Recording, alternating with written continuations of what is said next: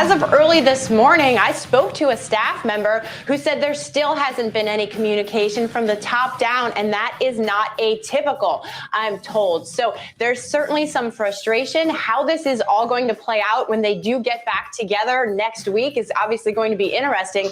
But I'm also told, look, this is Jim Harbaugh. He is a quirky guy, and when he gets back, he's going to focus on the task at hand, and that's just how he operates. So they're all expecting that to be quite the norm as well. And they're not coming back until mid next week as a staff. Of course, that could change, but that's the plan as of this morning.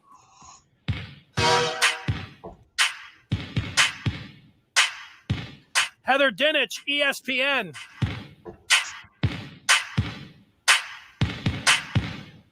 That was Dinich this morning. We're ready to go here on the Maize and Blue Review Afternoon Live. Jim Scarcelli, Dennis Fithian, and Scar. We need to jump right into it.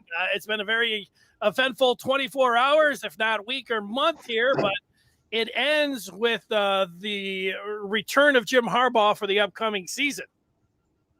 I tell you, D, you got me fired up, ready to get on the dance floor with that intro music there, man. I'm ready to break out some of the old moves, man, but a lot of fired up former Wolverines.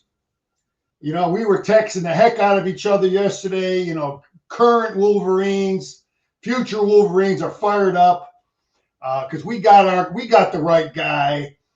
The thing is, we don't really know all of the facts that went into this whole deal, this whole soap opera.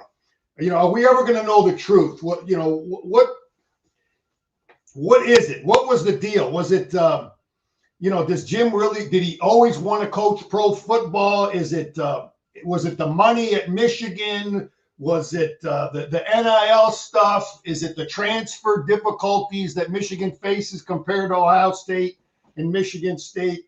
You know, was he upset about last year, maybe the cut in pay that he took? Or is it just that we just don't know? And I wish we could get some answers, man. And, that's where we're at, Denny.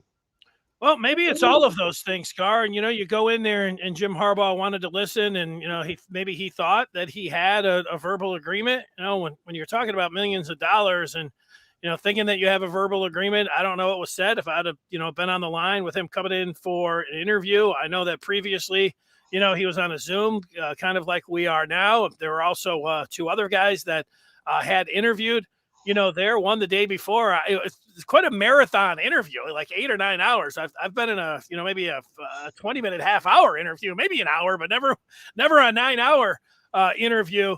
So, you know what? It's been a very stressful couple days, certainly days, maybe weeks for Michigan fans here, somewhat like a soap opera, but I don't know. Did he turn down the job? I don't know. Like, you know what? I think that he thought that, that he had the job. But, sometimes you go into there to the interview and you could easily, paint a picture here, Scar, where we're sitting around and Jim, is talking and he's like, hey, what about this? We didn't really talk about this. What about this? And then the Vikings going to be like, you know what? You meet face to face and you walk around, you start talking about things. Sometimes it's just not a fit there. So, at what point, did the Vikings guys start elbowing themselves and saying, hey, you know what? We're wanting to move on. Or maybe it was Jim Harbaugh saying, look, this just isn't the way it's going to go here. But, when you compare the resumes to the other candidates and that, that the general manager worked with Harbaugh in San Francisco, it looked like it was Jim Harbaugh's job to lose. We know that. I tell you another thing, Denny. I got a buddy that sells cars. I said, sometimes you got to walk out of the car dealership with your last offer. And who knows? Maybe Jim was playing high stakes poker and saying, okay, Ward, Michigan, whatever, I see what you're offering me to with the nil, with the transfer, with some of these issues we need to compete with my salary, coach's salary. We don't know. And maybe Jim said, okay, maybe he got a text message, a phone call while he was in Minnesota from Ward. Hey, we're going to do this. We don't know. Did Michigan change its stance on something? And you know what, Scar? It's easy if you got a car that's running nice and beautiful, walking in that used car lot, kicking the tires, being like, I don't really like that one. This is what I'll take. How about you give me that extended warranty? You can start asking for anything you want. You got it. It's not like you were desperate. Harbaugh was not in a desperate situation. I mean, he had a job where, that was pretty obvious, that he could have just picked up the phone saying, I'm coming back. I'm coming home. And, in the end, it looked like he did that. What happened in those meetings during that day-long interview out there in Minneapolis in the land of 10,000 lakes, I don't know if it matters. What about it being a terrible look? There's people, even some Michigan fans with the soap operas like, oh, man, National Signing Day. And you see a lot of people lambasting Harbaugh nationally because it was on National Signing Day. What do you think about that? Listen, Jim knows what he was up against. He knows how important that was, and he knows.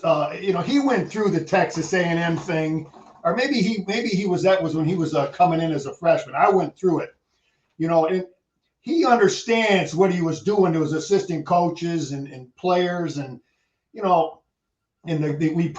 may have lost out on a couple of recruits. He understands it, but that's why we have to weigh it against questions we just don't have answers for. I don't know. Was he upset with, is he not getting the kind of love maybe he wants from our leadership? I don't know. But I'm thinking, listen, Jim, it's all about your players and your coaches. To hell with everybody else. Just if you really want to be at Michigan, don't worry about what other people maybe in the administration are doing or not doing. I just don't know, man. There's just so many questions. But I'm just so happy that he said, hey, I'm about caring about kids. I'm about changing lives, about winning championships, and I committed to these kids. And I went on here a while back and said the Jim Harbaugh I know, would never leave 25 kids. And it played out like that. And maybe one day when he writes a book 10, 20 years from now, we'll get the real truth. When you go back to last year and things didn't work out, they had the miserable season, COVID or not, the 2 wins. He didn't feel like the same coach. And, I think, when he talked to Ward Manuel and they waited to this point, he didn't want to go into the this season being a lame duck. So they waited to that point. Then COVID hit. Then they had the miserable season. So, then Ward was in a position to say, you know what, Jim, we're not just rolling this out, and go ahead and see if you can go get an NFL job. And, last year, nobody was calling him, for an NFL job. So this time around, I believe that he was interested in seeing what these NFL teams were going to offer. But, the whole thing about it being a terrible look, I thought last year, I think a lot of things that I see people saying, this year that, he was holding Michigan hostage. Last year, it really felt like both Ward and Jim were putting themselves and money in front of Michigan football. I mean, that was the appearance to me. And they had the early signing period last year where this was going on, where there was uncertainty. And, Michigan did fine. I thought, this is going to be a disaster. There's going to be hell to pay in recruiting. And there wasn't. J.J. McCarthy signed up. J.J. McCarthy, he was out there telling people, don't worry about it, man. I'm running this thing. And then, this year, the class was already signed. I mean, yesterday there wasn't. I mean, there was the kid Andrew Paul that we talked about from Dallas, but it looked like he was earmarked for Georgia or, maybe Clemson. Michigan seemed like they were, came in third after they were hopeful for him. So that was the one guy. We'll get to the big tackle out of Seattle and what he's doing. It doesn't seem like it affected him yesterday. So, whether it's a terrible look, you said, well, teams are going to use it against Michigan. Like, well, now, he's coming back. I don't like you say this drama could play out again. Well, yeah, I mean, having it play out again, like next year when he did say yesterday, at least you see the message, the tweet from Adam Schefter saying that, he said, hey, this is it. No, he did say this is it.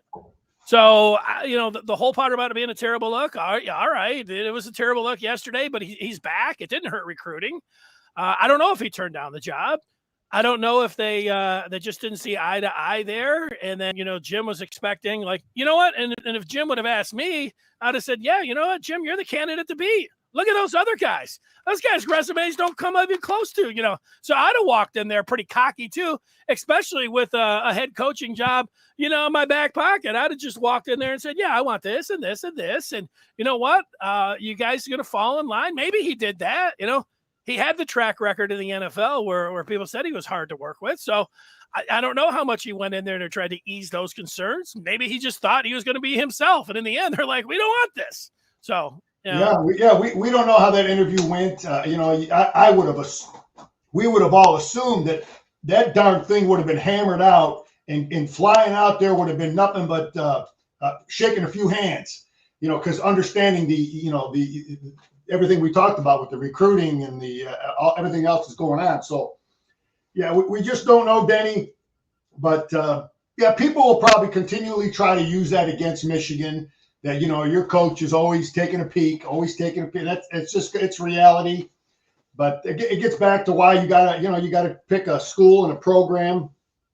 But, it's maybe one day we'll get the answer, man. But, getting some things like, we all had these great hopes. And, when Jim got hired and we had all this optimism that, this thing would happen a lot sooner, but it took a little longer, but it happened.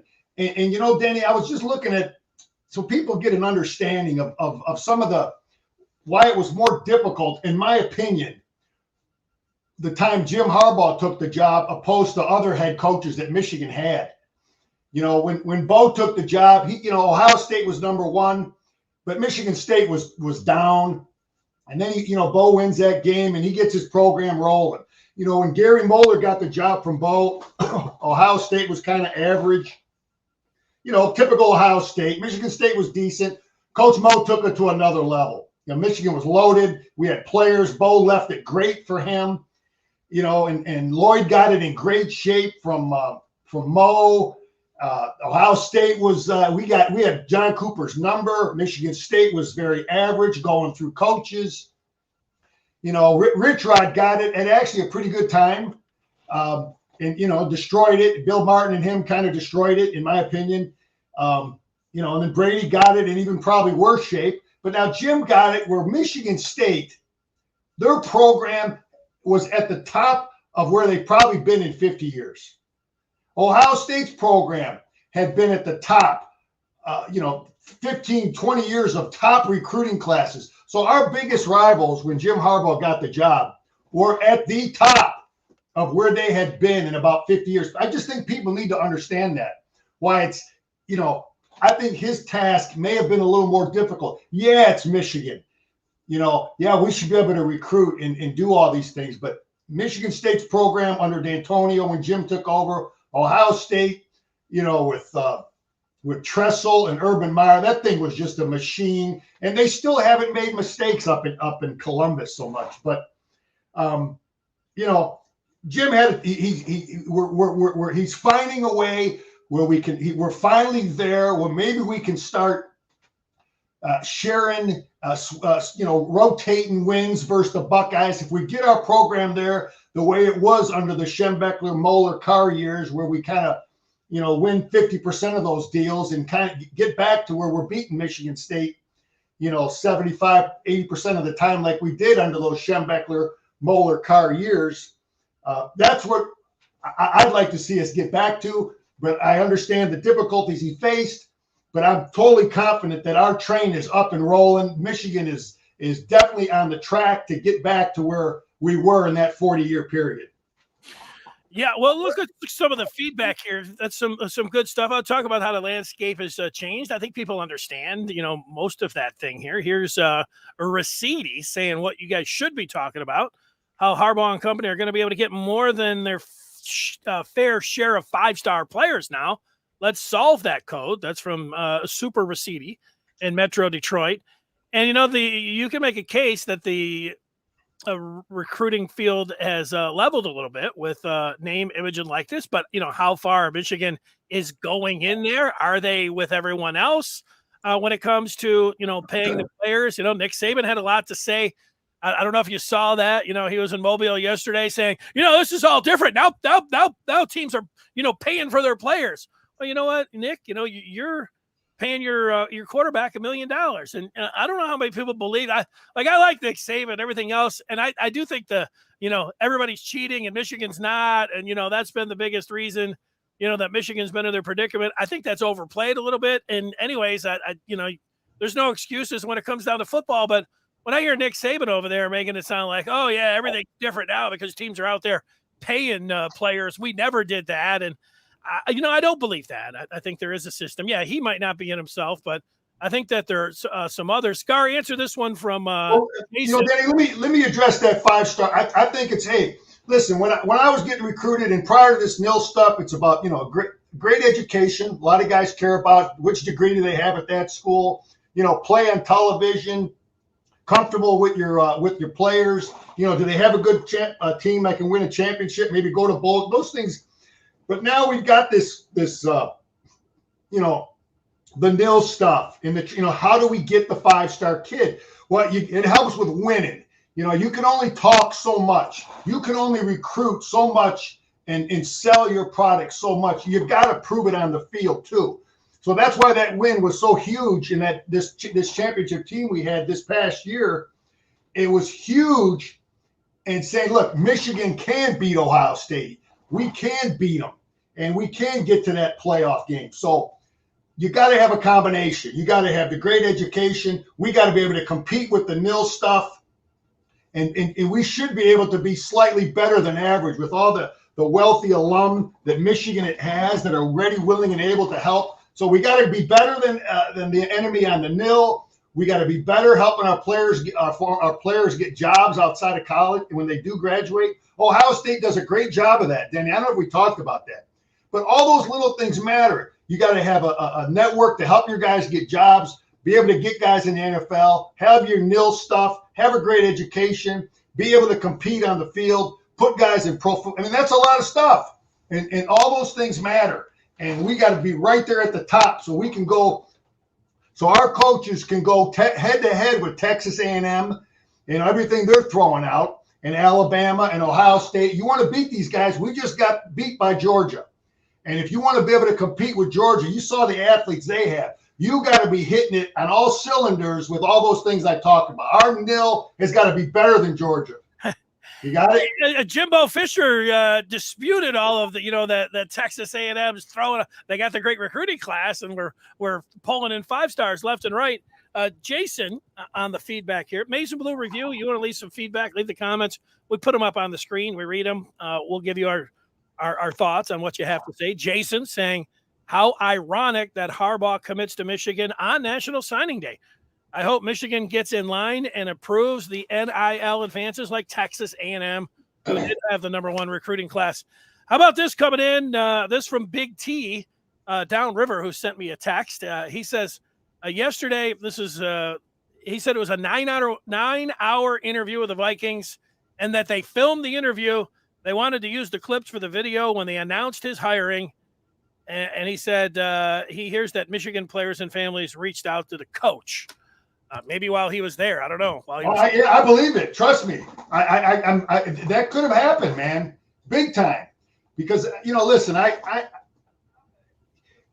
Jim and I, we played together, and guys that played sports, you have that, you understand how important, look, it's your parents and it's your coaches, man, that really develop you as a person. And Jim he had people at Michigan that really influenced him. He was really, really close with Coach Hanlon.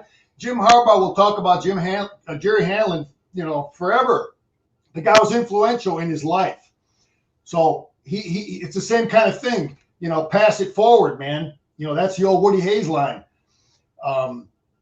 Pay it forward. And that's a big part of what he is. So that is a great take, Denny. That maybe those parents were blowing up his phone. Who he sat in them living rooms for the last 2, 3, 4 years, and those kids were like, man, coach, we want and maybe that did tug on him. We don't know. Maybe Jim will answer it.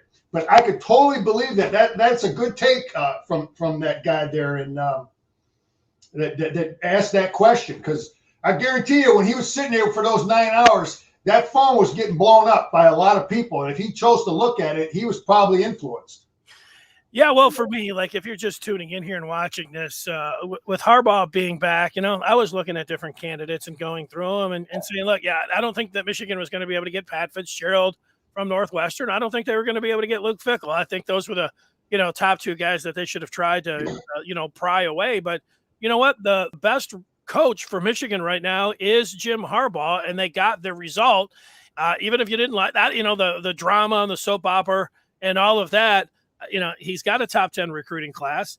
I don't know if he's unlocked, beating Ohio State and winning the Big Ten, but, being able to get there is a big deal. Like, if we were sitting here and they had not beaten, taken down Michigan State, they had not got to the college football playoff, I wouldn't be sitting here feeling as great, or as good as I do right now about telling people that, the best case scenario has played out in the end, that, Michigan has been able to get Jim Harbaugh and he's coming back. And you know what? I don't know if he's coming back with his tail between his legs or however it worked out there, but, knowing him and how he is able to, put things into the compartments here, that I think when he comes back, it's going to be full steam ahead on Michigan and he's going to get after it.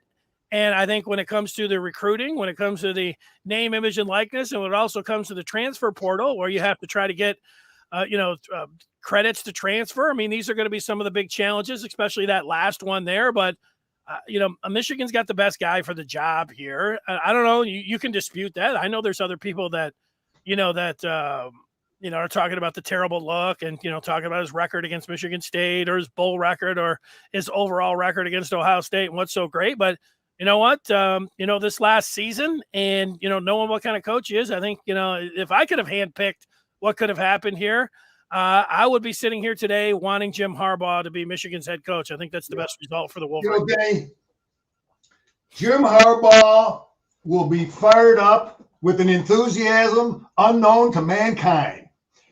We've heard that line before, right? I tell you, this period that he went through, in a way, it could be the greatest thing for him to motivate him to really get back to what the hell I'm supposed to be, man, and what an opportunity I have. So this could be a real positive thing. And another thing I wanted to mention, I look back at my notes about how difficult the job is when Jim got the job.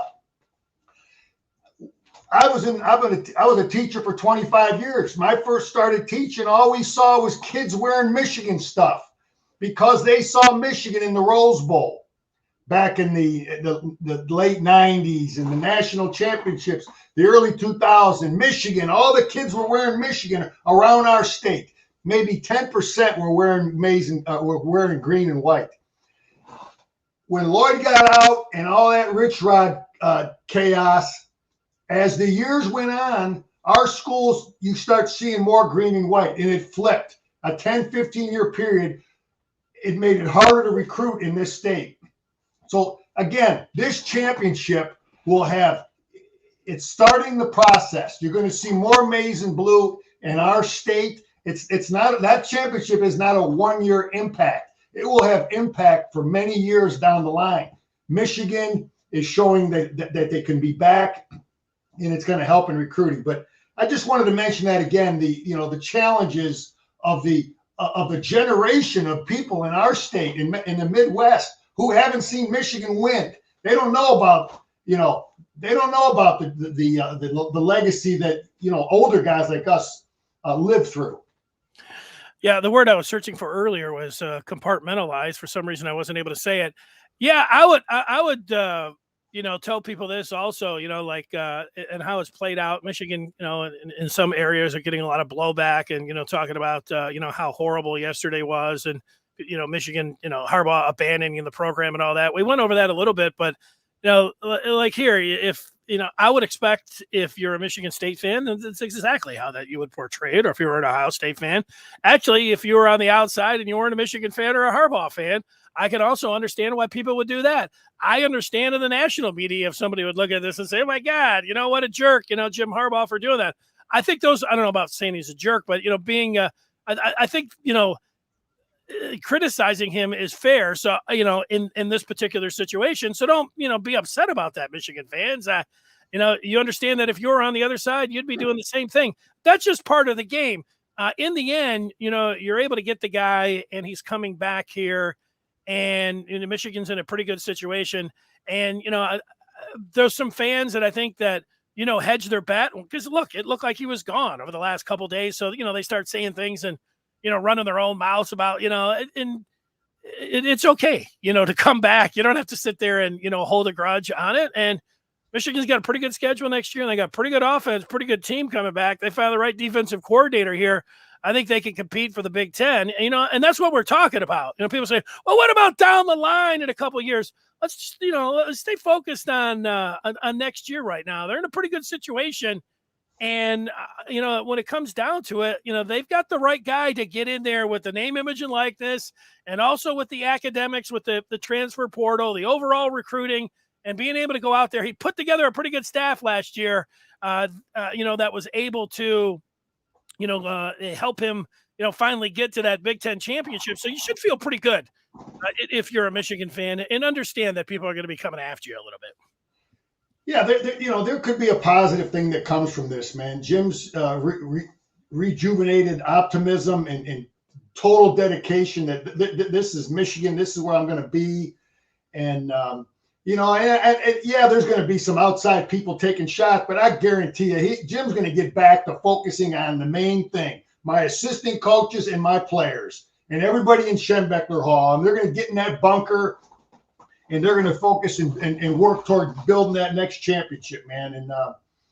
Yeah, he's got one big decision coming up, and he's got this next coordinator. What do we got here? Harbaugh has to work with whatever he recruits and try to find those diamonds in the rough and in those. Yeah, I mean, Urban makes a good point. Listen, the last 15 years, the only way you beat Ohio State is you got to outcoach them. You got to outcoach them because they got the best recruits. They're getting the best kids for the last 15 years. If we win the Big Ten next year as well, better. You're absolutely right, Irvin. The momentum, man. It's momentum. You do it year after year. And then we start to chip away at their armor, man. We start to chip away where we can match them on recruits. And when the day comes, when we can start, the more we beat them on the field, the better we're going to do with recruiting. College football is the opposite of pro, man. The more you win in college, the better players you get. In pro football, the more you win, the worse players you get. You draft last. So college is different from that standpoint. But yeah, I just think we're really rolling now. And he's got a huge decision to come up. And that's one of the most, I think the quality of evaluating assistant coaches at any level is more important than the ability to evaluate a player. He's got to find another Mike McDonald. He might be on his staff, or maybe he knows a guy out there, but he definitely wants to run the structure defensively of what we ran this last year. I guarantee that. And, Danny, also, we should know this. When he was at Stanford, Vic Fangio ran his defense, and they were structurally very similar to what very, very, very similar to what we did this past year. So Jim has run this stuff before. He's got to get the right guy. Where's Fangio at?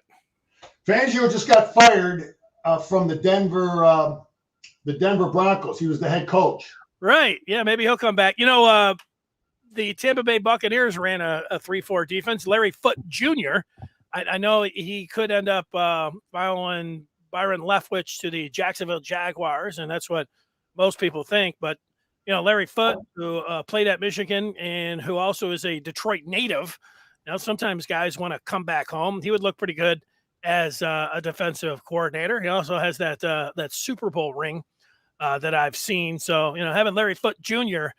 Back as a DC, that would be at the very top of my wish list. But, combing through some of it, Scar, I don't know if you have names or you're just talking about, what you want to see in the new defensive coordinator. But there was a defensive backs coach from the Ravens, for, 4 or 5 years that went on last year to Vanderbilt to be their defensive coordinator. And his name is Jesse Minter. Maybe that was somebody that could come back or would go from the DC at Vanderbilt to Michigan. You'd say, that's not a lateral move. That's more of a the academic towards the bottom in the SEC to one of the teams that obviously that won the Big Ten. So you would look at that as I know that name, Danny Minter. It's amazing how these names, I see these names and I know their dad.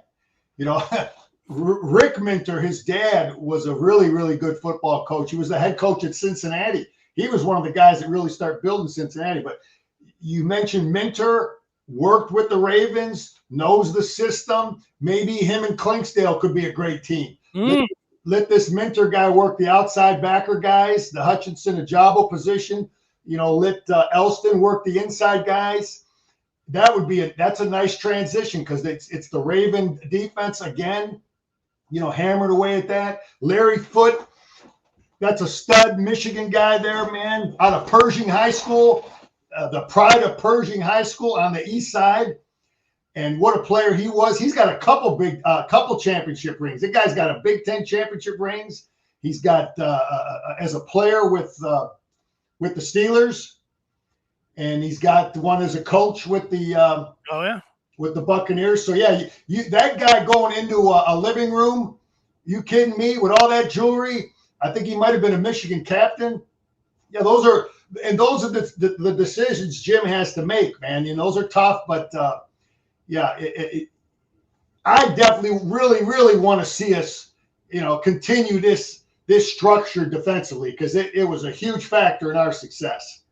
Yeah, I love Larry Foote Jr. That to me seems like it would be an absolute a home run, but he might be, heading to be a defensive coordinator with Jacksonville. So I'm just looking through. I've got the captain list here. He was in the early 2000s. To see James Whitley and Eric Brackens. I don't see Larry Foote, Victor Hobson, Carl Diggs, Marlon Jackson. So yeah, I don't think that he was a captain there. All right, we've got more things to get to.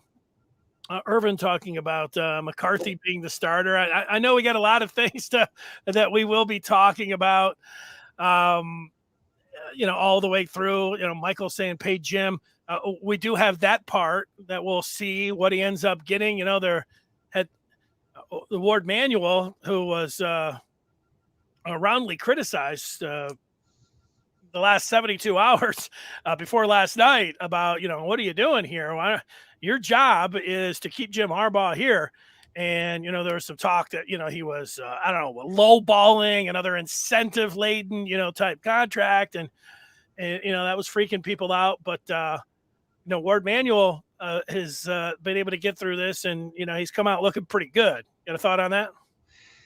Yeah, I wish we could have. I wish we could see the offers. I wish we could see. I wish we could see the math. And has it changed in the last 48 hours?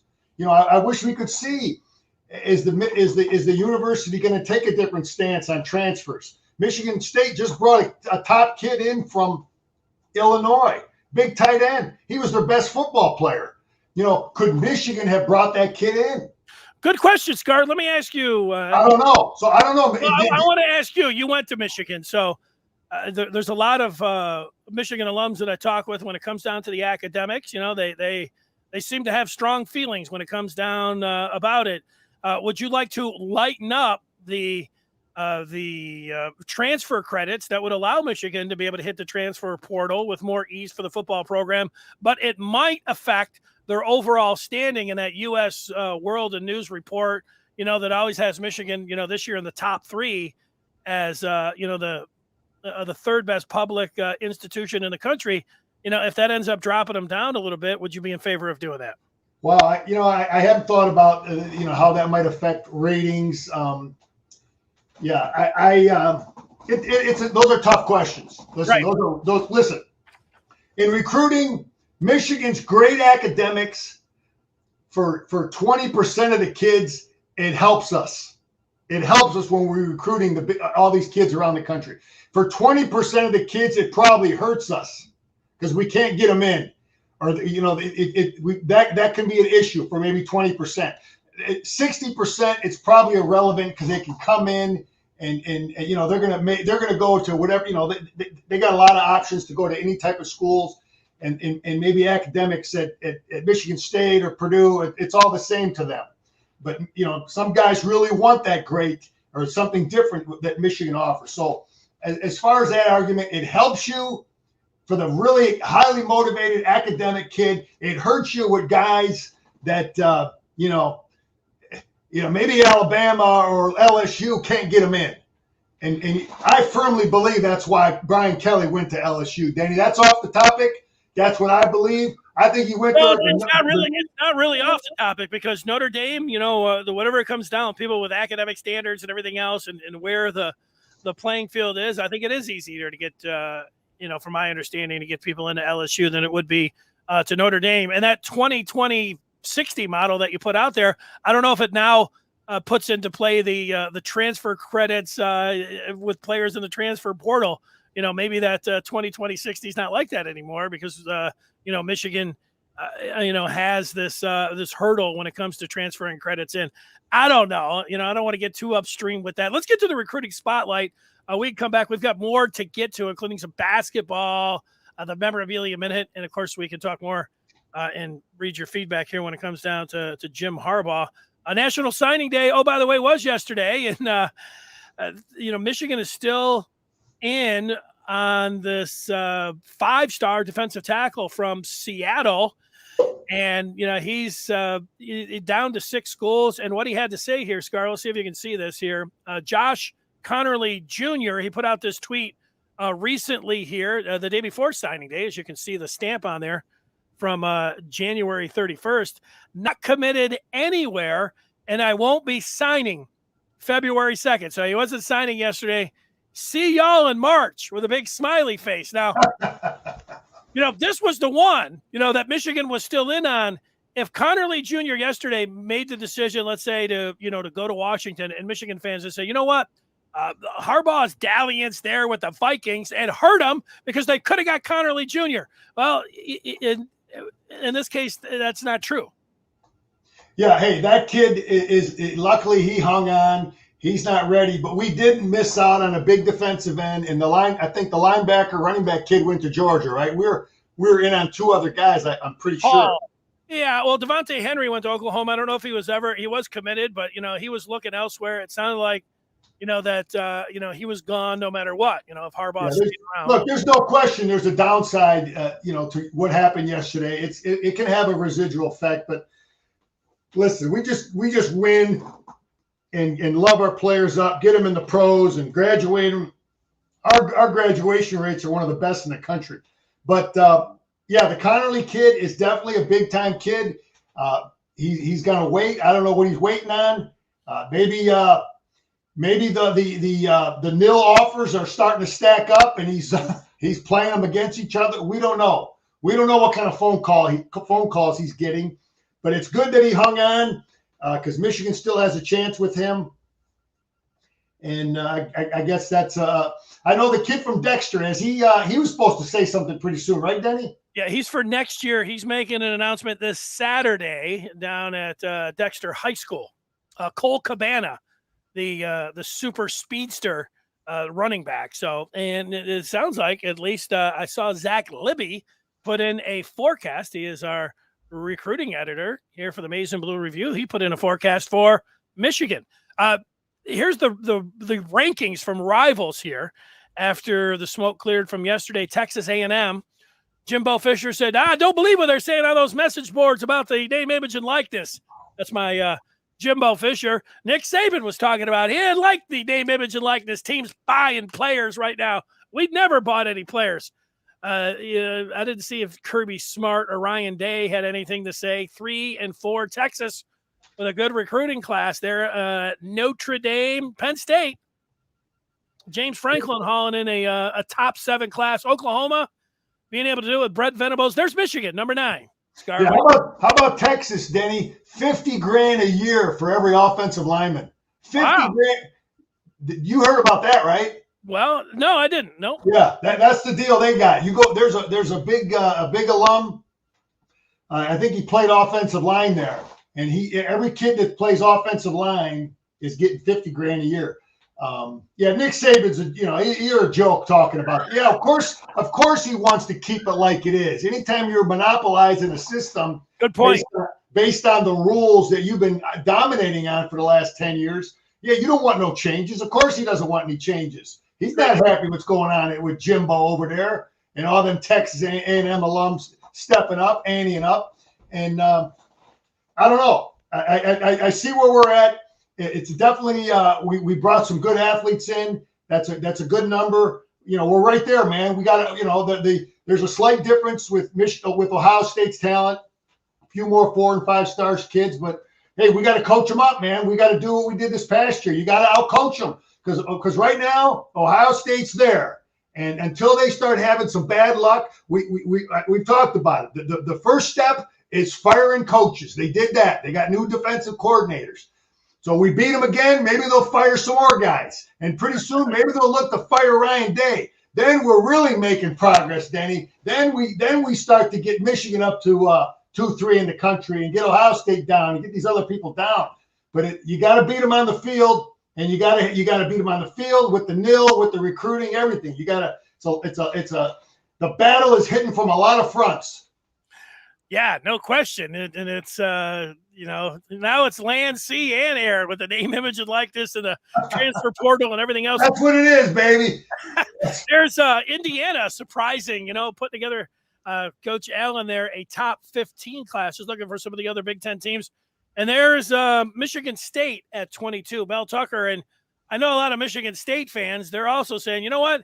You need to start blending in the transfer portal with signing day, because look where it would be then, because we get a lot of 4-star guys that we're bringing in with the transfer portal. And I think they got a point there, State and Mel Tucker, Spartans, that's a pretty good class, for Mel Tucker there in his third year.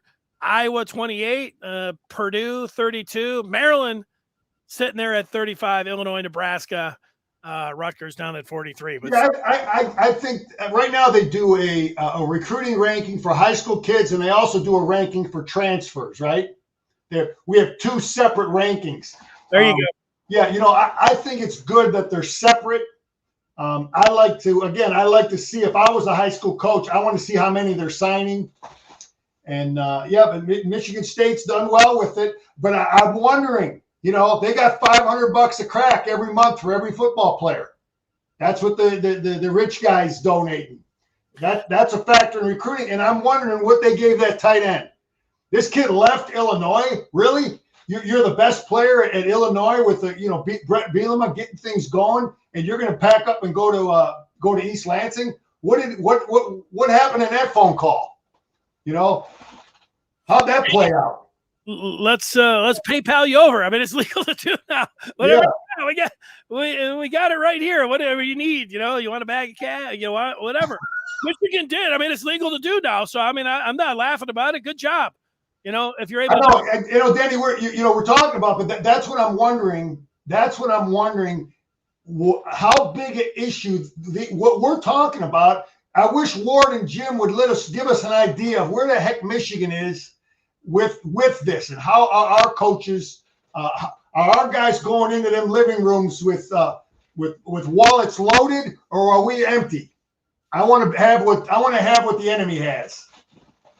Well, you got to be careful to coming out and saying, yeah, we'll meet everybody's price. You notice that Jimbo Fisher was out there playing it down, but you know what? I think Texas A&M, was paying their guys a premium price. I mean, I think that's why they did end up in large part getting that class. But it's not like you can come out and say, oh, yeah, man, we're sitting around 20, 30 million. That's how we're getting our class, because you know what? There'd be some guys that are already on that team that are going to be saying, hey, where's ours? And, Michigan did get, the center, he was a finalist for the Rimlington, given to the top center. I think I said that right. Award there, Aluska Olowatimi, who's going to slide over there, you would think, and be the center next year for Michigan. So, that's huge considering how well that offensive line played last year for U of M and taking over for Andrew Vastardis. Then they're just talking about, all right, who's going to be their right tackle? Is it going to be Carson Barnhart? Is it, Trente Jones, who you saw a little bit there? That offensive line looks pretty good. I mean, if we start just talking about the personnel and the units here, that's a good place to start, is up front. Michigan. Oh, Benny, man. Look, that offense, you got one question mark, right tackle. You got everybody back. You know who your quarterbacks are. You know your running backs. You know your receivers. You got your tight ends. I mean, it's just this is one of the years. If I'm coaching at Michigan, this is one of the years I want to open up with Texas. I want to open up with Oklahoma. I want those. I don't want to play Connecticut in game one or Hawaii. I want to play those guys because I got a returning quarterback. I got a returning offensive line. You know, I wish we had one of them big dogs this year in a non-conference slate. Colorado State's not going to do it. That's who they got on September the 3rd. You're right. Hawaii and UConn. Yeah. You know, that you want when you got the returning quarterback and a lot of, you know, a good chunk of returners, that's when you want to play, you know, the Texas game 1 or 2 or Oklahoma, you know, because that's when you can you can have an advantage. Yeah, I know those games are still on the schedule in the future. I'll be surprised if they're able to keep them after the moves by those teams to the SEC. Yeah, that's kind of why I've been watching Texas's recruiting. Yeah, I'm watching it real close because we could see that kid that left from Ohio State, and we can see all these kids that they're recruiting now. They had a real good recruiting class, and those are the guys we're going to see. And I think we get them in like 2 or 3 years or something like that. good job, Scar. 2 more things that we have here. One, Michigan's playing a basketball game coming up on Saturday, and they're taking on Purdue. I watched Purdue go into Minnesota last night, and they destroyed the Gophers. Man, they look good. They look good everywhere. They can rebound, they can score, they can shoot, and Michigan's going to have their hands full. You know, they've got a future pro and Jaden Ivey, and then they got 2 guys in the middle there. Michigan's going to have their hands full coming up Saturday afternoon in West Lafayette. Yeah, they got everything. That's the last team in the Big Ten I would want to play. They got everything. They got size. They got shooters. They got defense, smart coach, depth. I mean, they bring the big kid off the bench. What's his name? Travion Williams. Yeah, they bring that kid off the bench. You know, and they just that is the best team in the Big Ten. Michigan is going to have to shoot the ball like they did at Indiana. You know, like they did against the You know, we're capable of doing that. But you know. We've won there. We played there and won there and shot the ball well there. We've got good players. We can match up with them, but you know we got to make shots, man. We can't go like we did to East Lansing last week and you know and make shots and play one half. You got to be, you know, keep them on the floor, Juwan. Like I said, forget going in the locker room. We went in the locker room. We came out a different team, man. Yeah, well, if it doesn't work out this weekend, I think I'm going to send that note over to Juwan. Yeah, play the first 16 minutes, play the whole game Saturday like that. Michigan will have a shot. And you know what? They're looking for resume builders. Their resume is thin. This would be a signature win. So, you know, the way I break it down with 11 games to go is, you know, they can only have 4 losses. I think they're going to go 7-4. I put this down as one of the likely losses. So they change that, or they win this game, then it changes the perception and their outlook for the NCAA tournament. I would say right now, if somebody asked me, that they're probably not going to make it, but go out and win on Saturday, and that can change things around. It'll change things around just like that. They win Saturday, I'm going to feel like, you know what? Yeah, I feel like they've got a shot now to, you know, I'll put them on the bubble, and that will change my answer to whether or not I think they're going to get in. But right now I say no. Win on Saturday, I'll say I'll turn it over to yes. You know, the Michigan team and the coaches and the players, they've got to feel that they can go there and win. I mean, if you can go into Indiana and win by 20, there's no reason you don't have the confidence and know that you have the talent to go in there and win. They just got to do it. They got to play their best game like they're capable of doing. Play smart.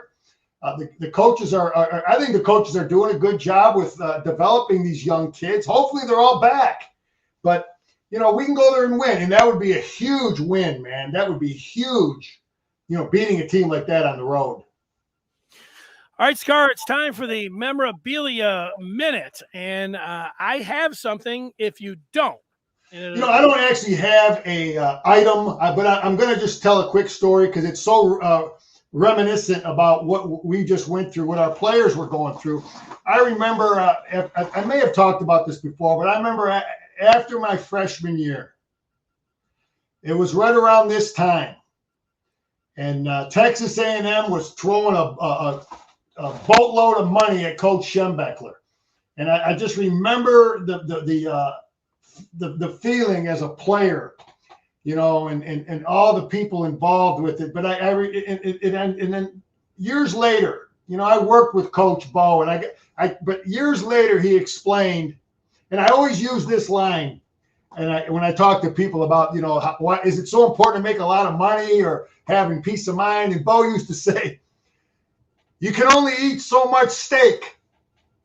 You can only eat so much steak. So he understood how many people would lose their job, you know, even though, yeah, you're getting a big paycheck going to Texas A&M, but there's a lot of guys, a lot of people in Ann Arbor, you might not bring them all, and they might not get picked up by the next coach. So his mentality, I believe, had an impact on Jim Harbaugh. And maybe he was getting those text messages and I from some of those players, some of those parents of those players. And, you know, maybe that was a factor. You know, we've heard the narrative that they didn't offer. We don't know. We don't know the truth. But I know that he's back. He's our coach. And there's a lot of happy kids, current players. There's a lot of happy old guys like me that we got our guy that built our program back, and he's back. And I just wanted to share that story. I like it, Scar. Finally, I guess you're going to have to answer one of these questions because it's directed right at you. And there it is on the screen. Whose picture is that on Scar's door? Well, you got to look. Denny, that's the reason we do our show, to give the truth, to give wisdom, to give knowledge. We're not just talking ignorance. That's Paul Feinbaum. That's just a lot of noise. That's just a lot of ignorance. He's still there. He's our motivation to give the football world wisdom and knowledge from the great pride of Dexter, Dennis Fithian, and Old Scar. So yeah, that's Paul Feinbaum, Feinbaugh, whatever his name is, the water carrier for the SEC. Yeah, he was ripping Harbaugh today. All right, Scar, great job. What are we going to see you next? I'll be ready after that Michigan victory Saturday. All right, we'll talk with you then. All right, baby. Go Blue.